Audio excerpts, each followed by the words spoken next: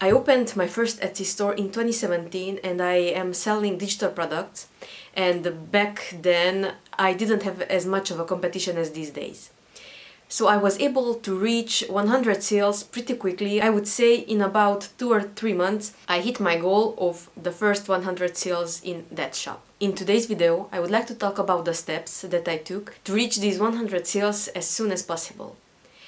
I know that today's market and today's Etsy scene is very different from 2017, but if you implement these few simple steps, then I am sure that you will hit your goal of the first 100 sales pretty quickly. And I mean from a few weeks to maybe a few months, but you will be able to reach 100 sales in your Etsy shops. If I would open a new Etsy shop now, these are the steps that I would take.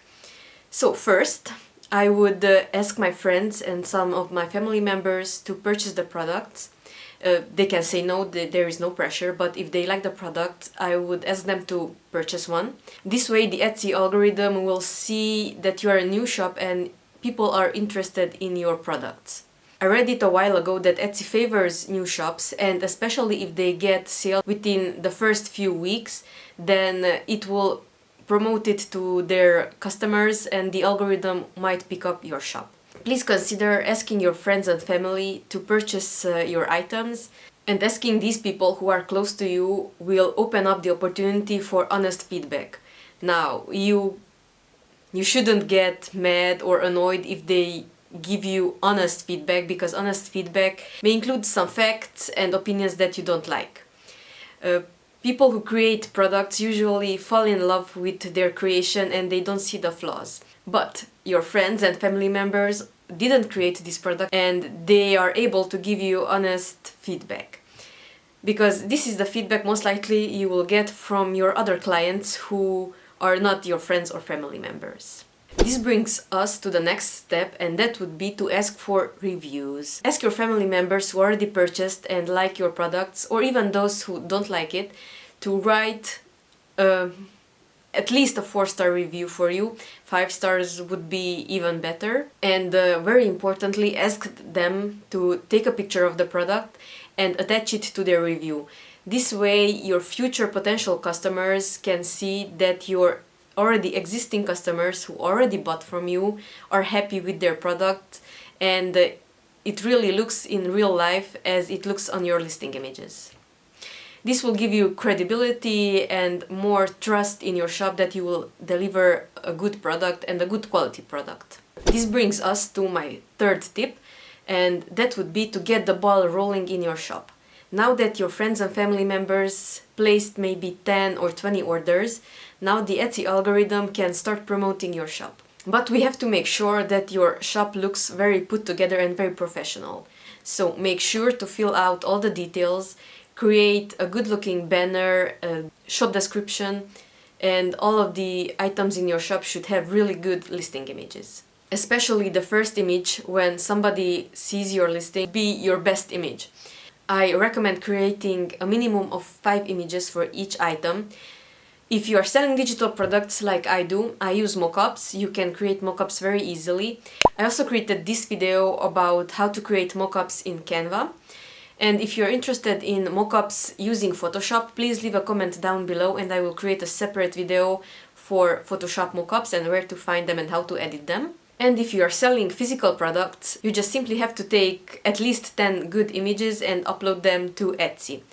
Make sure that the images are clean, so they are not blurry, and they have good lighting, and you can tweak them a little bit. Maybe you increase the contrast and the brightness of the images before uploading them. And don't forget to add your logo as a watermark to the images, because on the internet it happens very often that people will steal your images and they will use it in their own stores. So that's why watermarking your images is very important. My next tip would be to add listings as regularly as possible. I would do it daily.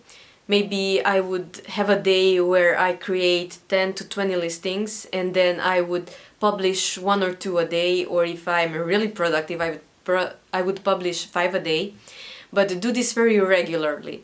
If not daily, then weekly. I would not recommend it monthly because I I would not recommend that because I don't know how the Etsy algorithm would react to that. But uploading at least weekly is a very good strategy. This means that you will have more and more listings within a few months, and your potential clients can choose from a bigger variety of products. And my last tip for today, it would be to learn how to do Etsy SEO.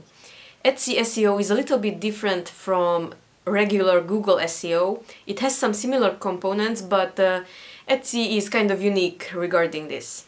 So first of all, you have to decide on the keywords. And to find the best keywords, I use a software called Sales Samurai. So maybe you have a very specific keyword in your mind for your product. Now you can enter this keyword into Sales Samurai's keyword search tool, and this will give you lots of information that will tell you if that keyword is a good one or not. It will tell you if it has high competition, the search volume, the click-through rate, and will show you the top performing listings for that keyword. Also, it will give you some other keyword ideas that you can include in those 13 keyword slots that Etsy gives you for your listings. If you would like to try out Sales Samurai, I have a link down in the description. And if you like what you see and you would like to purchase their monthly or yearly subscriptions, I have a 20% discount code for you. You can use MSChef for 20% off your entire purchase. So this means you can get access to this awesome Etsy optimization and Etsy SEO tool for 20% cheaper. Thank you very much for watching today's video. I hope that it gives you some tips on how to get your Etsy shop off the ground and take it to the moon, hopefully. And if you found this information helpful, please give it a thumbs up for the YouTube algorithm, consider subscribing to my channel and hit the notification bell so you will never miss another video in which I talk about digital products, making money online and business finance. See you in the next one. Bye bye!